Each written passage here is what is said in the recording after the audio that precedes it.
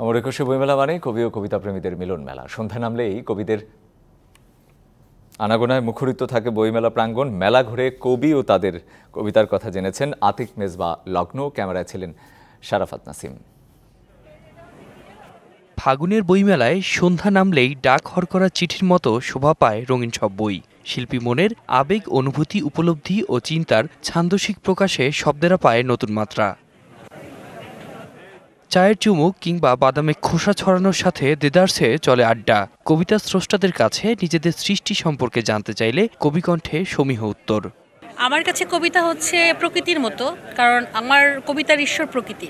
মানে সবসময় কবিতাকে আলাদা করে আমি লিখি না, কবিতা আমাকে লেখে। এটা যেমন লালনের পোনা মাসে ঝাঁক আসে একটা কথা আছে, তো কবিতা নিজে নিজেই চলে আসে আমার কাছে।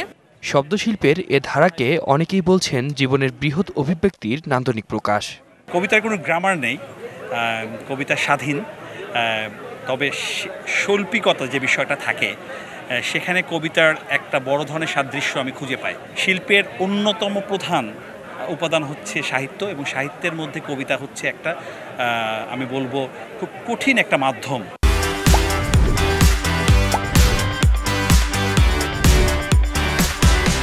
প্রেম ও বিরহের প্রকাশে অনেকেরই অবলম্বন কবিতা। ছোট শব্দে বড় কথার প্রকাশ কবিদের মুখে।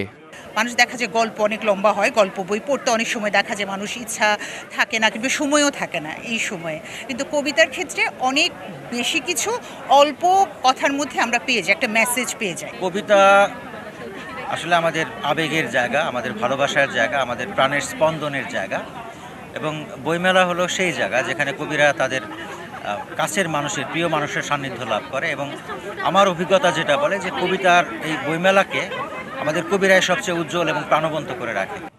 মাপকাঠিহীন দায়বদ্ধতা থেকে শিল্পের এ ধারায় অনুভূতি ও উপলব্ধির পসরা সাজান কবিরা। আর তাই কবি ও কবিতার এ বইমেলা প্রান্তর চিরায়ত ক্যানভাসে ফাগুন রঙা রংতুলির আচর। আতিক মেজবা লগ্ন, ডিবিসি নিউজ, ঢাকা।